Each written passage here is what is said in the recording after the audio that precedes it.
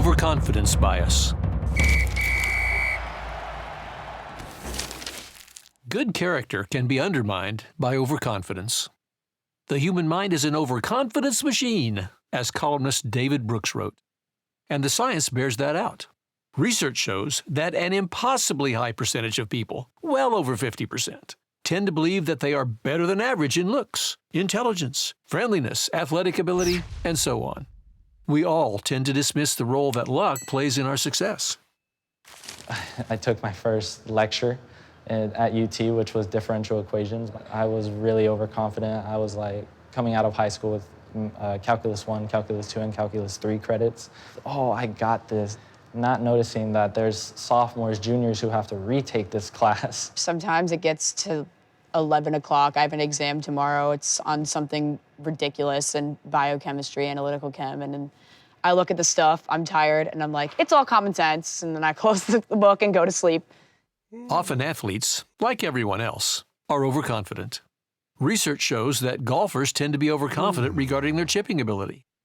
Free divers overconfident regarding their prospects in a competition, and student athletes overconfident in their own financial expertise. As coaches know, upsets often happen due to overconfidence, when a favored athlete or team fails to take their opponent seriously. Tennis great Andy Murray, who was once ranked #1 in the world in men's singles, admitted that overconfidence led to his first-round loss in a major tennis tournament. You know, I felt it before. I've been overly confident on a dive, and I'm like, okay, I don't need to worry about this. I've got this. And then it went horribly wrong. Look, I feel so good right now. I know if I can hit this dude with a swim move, I know I can get by. But I know that's not what I'm supposed to do. But I feel like I could do it. I hit him with a swim move. I got by, but the gap's so open, the running back run right there, touchdown. That's on me. But I was overconfident, knew that I could beat the dude with a swim move. I probably did beat him, but did I cost my team? Yes, I did, because I was selfish, one, and I was overconfident in my own self. This irrational overconfidence in our own abilities also applies to ethics and to the moral correctness of our judgments and actions. Research shows that in the workplace, an unrealistically high percentage of people say that they are more ethical than their coworkers and competitors. And in one survey, 92% of Americans said that they were satisfied with their own moral character. Of course, athletes are also susceptible to moral overconfidence, which can lead them to fudge a rule here or there and still conclude that they're good people, rationalizing to themselves that breaking a rule is just a technicality. For example, in one study, golfers said that other golfers cheated 25% of the time, but that they cheated only 8% of the time. But scholars Ann Tenbrunzel and Max Baserman write, it's likely that most of us overestimate our ethicality at one point or another. In effect, we are unaware of the gap between how ethical we think we are and how ethical we truly are. Because we're comfortable with the fact that in general we have a higher moral character than others, we make whatever our gut instinct is in certain decisions. I had a friend, she was gay, and she was also a Christian, and I am a Christian as well. And they had this group in our school that they called like the Jesus crew, I guess.